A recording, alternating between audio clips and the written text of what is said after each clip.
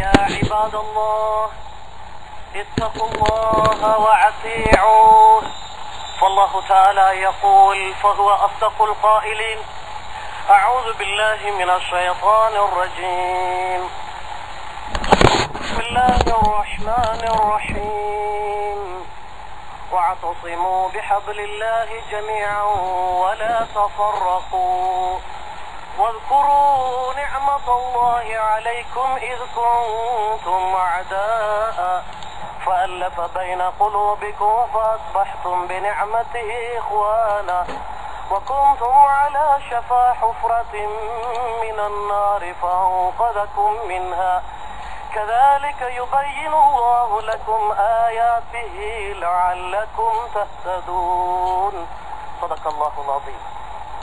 عن أبي هريرة رضي الله عنه قال قال النبي صلى الله عليه وسلم لا تحاسدوا ولا تناجشوا ولا تباغلوا ولا تدابروا ولا يبع بعضكم على بيع بعض وكونوا عباد الله إخوانا المسلم أخو المسلم لا يظلمه ولا يخذله ولا يكذبه ولا يحقره التقوى ها هنا ويشير إلى صدره 3 مرات بحسب امرئ من الشر أن يحقر أخاه المسلم كل المسلم على المسلم حرام دمه وماله وعرضه رواه مسلم صدق رسول الله صلى الله عليه وسلم. அளவற்ற அருளாளனும் நிகரற்ற அன்புடையோனும் சர்வலோக இரட்சகனுமாகிய அல்லாஹு ஜல்ல சுப்ஹானஹு வ தஆலா ஒருவனுக்கே புகழ் அனைத்தும் உரித்தாகுக. அல்ஹம்துலில்லாஹ். ஸலாத்தும் ஸலாமும் கருணையும் ஈடேற்றமும் அகிலத்துக்கோர் அருட்கொடையாக அனுப்பப்பட்ட அல்லாஹ்வின் தூதர் முஹம்மது நபி ஸல்லல்லாஹு அலைஹி வஸல்லம் அவர்கள் மீதும் அன்னாரின் அடிச்சுவத்தை பின்பற்றி நடந்த அவர்களது தோழர்களாகிய சஹாபாக்கள் அவர்களை துயர்ந்தவர்கள் அல்லாஹ்வினுடைய நல்லடியார்களாகிய முஸ்லிம்கள் மூமீன்கள் அனைவர்கள் பேரிலும் உண்டாவதாக. சிறப்பான இந்நாளிலே ஈதுல் ஃபித்ர் எனும் ஈகை திருநாளை கொண்டாடி கொண்டிருக்கக்கூடிய இந்நாளிலே நமக்கு இன்னொரு திருநாள், அதுதான் ஜும்மாவுடைய நாள். ஜும்மாவுடைய நாள் நம்முடைய வாராந்த திருநாளாக இருக்கிறது. அல்லாஹு தஆலா இந்த ஈகை திருநாள் அன்று எங்களுக்கு இந்த திருநாளுடைய சந்தர்ப்பத்தையும் தந்திருக்கிறார். மீண்டும் ஒரு முறை ஹுத்பா பிரசங்கத்தை கேட்பதற்காக மஸ்ஜிதுக்குள் வந்திருக்கக்கூடிய அல்லாஹ்வினுடைய நல்லடியார்களே, அன்பு சகோதரர்களே, புனித ரமலான் எங்களை விட்டும் விடைபெற்று சென்று விட்டது. இந்த நேரத்தில் ரமலானை எதற்காக அல்லாஹ் நமக்கு வழங்கினானோ, எதற்காக தந்தானோ, அந்த நோக்கத்தை நாங்கள் நிறைவேற்றிருக்கிறோமா என்று நாங்கள் சிந்திக்க கடமைப்பட்டவர்களாக இருக்கிறோம். சகோதரர்களே, இஸ்லாத்தின் கடமைகள் சடங்குகள் அல்ல. எல்லோரும் நோன்பு பிடிக்கிறார்கள் என்பதற்காக நாங்கள் நோன்பு பிடித்தோம் என்று அல்ல. எல்லோரும் ஹஜ் செய்கிறார்கள் என்பதற்காக நாங்கள் ஹஜ் செய்கிறோம் என்பது அல்ல.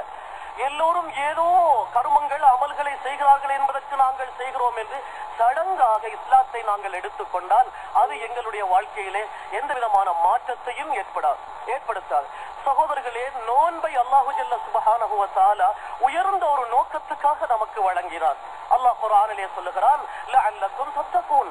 அடிக்கடி ரமலானுடைய காலங்களிலே பயானுகளிலே நாங்கள் இதை கேட்டிருக்கிறோம். சகோதரர்களே, அல்லாஹ் நோன்பை தந்த நோக்கம் நமது உள்ளங்களிலே, நமது நெஞ்சங்களிலே அல்லாஹ்வுடைய பயம் வளர வேண்டும் என்பதற்காக. ஒரு மாத காலமாக நோன்பு பிடித்தோம், குர்ஆனை ஓதினோம், தர்மம் செய்தோம், அமல் செய்தோம்.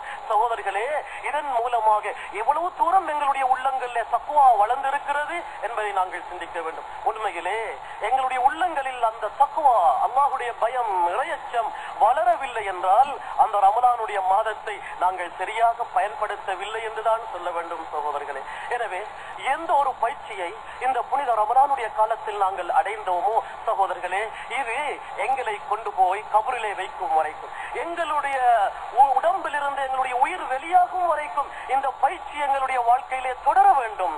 இந்த ஒரு மாத காலமாக நாம் அமல்களுக்கான ஒரு ட்ரைனிங், அமல்களுக்கான ஒரு பயிற்சியை பெற்றோம். சகோதரர்களே, அங்கே நோன்பு பிடித்துக் கொண்டு நாங்கள் சும்மா இருக்கவில்லை. நோன்பு பிடித்தோம், பரலான தொழுகைகளை 5 நேரம் நாங்கள் மஸ்ஜிதுக்கு வந்து தொழுதோம்.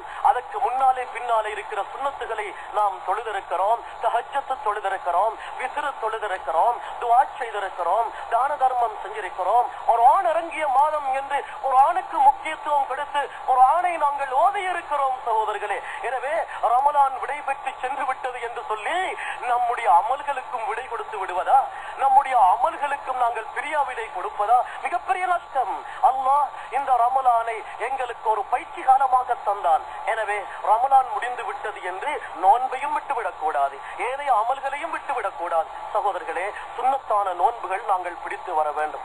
நோன்பினுடைய ரகசியம், அல்லாஹ் எங்களுக்கு ஏன் நோன்பை தந்தான்? தக்வாவை ஏற்படுத்துவதற்காக. அது மட்டுமல்ல, நோன்பினுடைய பலன் அருமை நபி ஸல்லல்லாஹு அலைஹி வஸல்லம் சொன்னார்கள், சூமு தஸிஹு. இது ஹதீஸ் சகோதரர்களே. நோன்பு பிடியுங்கள், உடல் ஆரோக்கியம் பெறுவீர்கள் என்றார்கள் அருமை நபி ஸல்லல்லாஹு அலைஹி வஸல்லம் அவர்கள். சகோதரர்களே, நோன்பிலே உடல் ஆரோக்கியம் இருக்கிறது. நோன்பு அல்லாஹ்வின் பக்கம் எங்களை நெருக்கமாக்கின்ற உன்னதமான ஒரு அமல், சொர்க்கத்தை பெற்று தருகின்ற ஒரு இபாதத், அல்லாஹ்வுடைய பொருத்தம் கிடைக்க செய்கின்ற ஒரு வணக்கம், அல்லாஹ்வுடைய மன்னிப்பு கிடைக்கிறது. இதுவெல்லாம் இருக்க அத்தோடு நம்முடைய நோய்களுக்கு மருந்தாக இருக்கிறது. இதை மனித சமுதாயத்துக்கு வழங்கப்படுத்துவதற்காகத்தான் அல்லாஹ்வுடைய தூதர் ஸல்லல்லாஹு அலைஹி வஸல்லம் அவர்கள் ரமலானுடைய நோன்பு மட்டுமல்ல பிடித்தார்கள், சுன்னத்தான நோன்புகள்.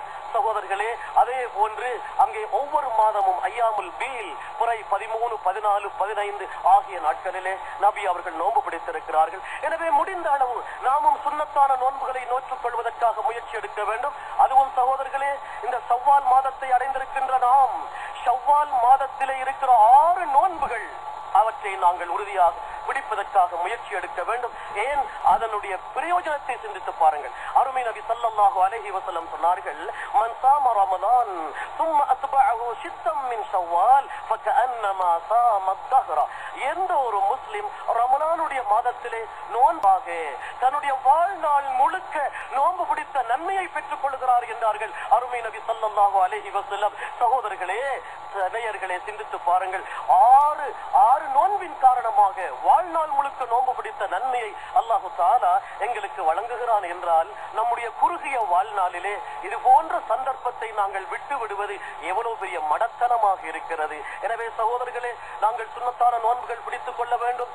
எனவேதான் இந்த ரகசியத்தை மனித சமுதாயத்துக்கு விளங்கப்படுத்துவதற்காகத்தான் அருமை நபி ஸல்லல்லாஹு அலைஹி வஸல்லம் கூடுதலாக சுன்னத்தான நோன்பு பிடித்திருக்கிறார்கள். இன்றைய விஞ்ஞான யுகம், இன்றைய அறிவியல் யுகம், இன்றைய கம்ப்யூட்டர் இன்டர்நெட் யுகம் கூட என்ன சொல்லுகிறது சகோதரர்கள்? எத்தனையோ மருத்துவர்கள் உறுதியாக சொல்லுகிறார்கள், இஸ்லாம் அறிமுகப்படுத்தி இருக்கிற நோன்பு இருக்கிறது, இது நோய்களுக்கு மருந்துதான்.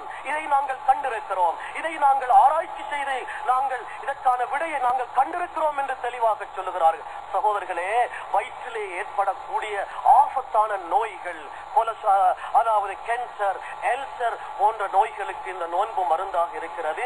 அதே போன்று மனிதனுடைய உடம்பில் இருக்கக்கூடிய நீரிழிவு, டயபெட்டிக், இந்த நோய்க்கு, இந்த நோயை கட்டுப்படுத்தக்கூடிய ஒரு மிகப்பெரிய ஒரு மருந்தாக நோன்பு இருக்கிறது. அதே போன்று இன்றைக்கு மனித சமுதாயத்தையே ஆட்டி படைக்கின்ற ஒரு பயங்கரமான நோய் தான் மாரடைப்பு, ஹார்ட் அட்டாக். சகோதரர்களே, உடம்பிலே கொழுப்பு சத்து, கொலஸ்ட்ரால் கூடுவதன் காரணமாக அங்கே மாரடைப்பு ஏற்படுகிறது என்பது நம்ம எல்லோருக்கும் தெரியும். பாருங்கள், மருத்துவர்கள் சொல்லுகிறார்கள், இஸ்லாம் அறிமுகப்படுத்தி இருக்கிற இந்த நோன்பின் காரணமாக தொடர்ந்து ஒரு மனிதன் அடிக்கடி நோன்பு பிடிக்கும் பொழுது அவனுடைய உடம்பிலே கொழுப்புத்தன்மை, கொலஸ்ட்ரால் நிச்சயமாக குறைவதற்கு அங்கே ஒரு சந்தர்ப்பம் இருக்கிறது. அதன் மூலமாக அவனுக்கு வரக்கூடிய உயிராபத்தான நோய், இந்த மாரடைப்பு போன்ற நோய்களுக்கு இந்த நோன்பு மருந்தாக இருக்கிறது என்பதையும் சொல்லுகிறார். சகோதரர்களே, விஞ்ஞான யுகம் எதையும் சொல்லட்டும், அது எங்களுக்கு தேவையில்லை.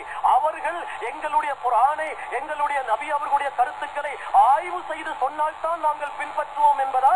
சகோதரர்களே, விஞ்ஞானமும் அங்கே, அதாவது சயின்ஸும் அது வேறொரு பக்கம். சகோதரர்களே, அவர்கள் எதையும் சொல்லட்டும், அல்லாஹும் அல்லாஹுடைய ரசூலும் சொன்னவைகள் உண்மை என்பதை நாங்கள் நம்ப வேண்டும். அதை யாராலும் பொய்யாக்க முடியாது, அதில் யாருக்கும் பிழை காண முடியாது சகோதரர்களே.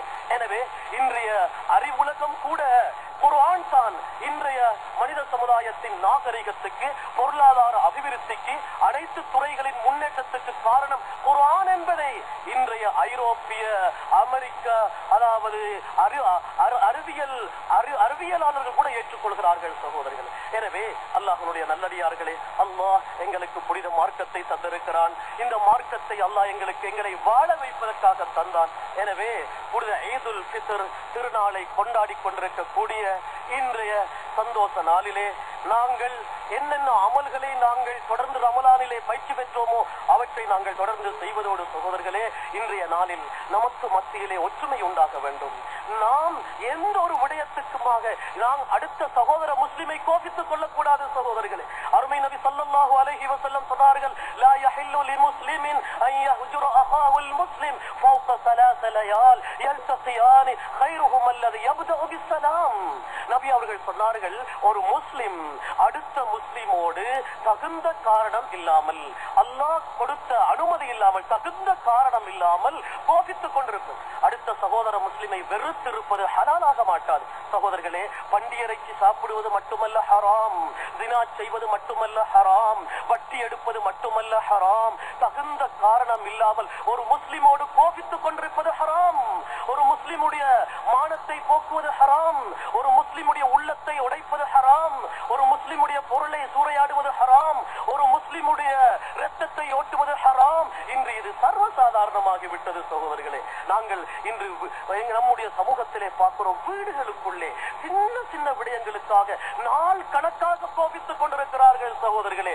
அடுத்த வீட்டு நாய் தன்னுடைய வீட்டிலே வந்து பாய்ந்து அங்கே வீட்டை சேதப்படுத்தியதற்காக, வீட்டிலே இருக்கக்கூடிய தலபாகலங்களை உடைத்ததற்காக சண்டை பிடித்துக் கொண்டு போலீஸ் அதிகாரியிடத்திலே போய் தீர்ப்பு கேட்கின்ற அளவு, போலீஸ் கூட்டிலே போய் நிற்கிற அளவுக்கு நமது முஸ்லிம்கள் இருக்கிறார்கள். அடுத்த வீட்டு சிறுவன் தன்னுடைய வீட்டுக்குள் வந்து வீட்டை அசிங்கப்படுத்தினான் என்பதற்கு அங்கே மாதக்கணக்காக சண்டை, கேவலமான சண்டை, தூசர வார்த்தைகளை பேசிக் கொள்ளுகிறார்கள். அயல் வீட்டாரோடு சண்டை, குடும்பத்துக்குள்ளே குடும்ப உறவை முறித்து துண்டித்து நாள் கணக்காக சகோதரர்களே அங்கே அண்ணன் தம்பியோடு பேசுவதில்லை, தம்பி அண்ணனோடு பேசுவதில்லை, பிள்ளைகள் பெற்றோரோடு பேசுவதில்லை, பெற்றோர்கள் பிள்ளைகளோடு பேசுவதில்லை.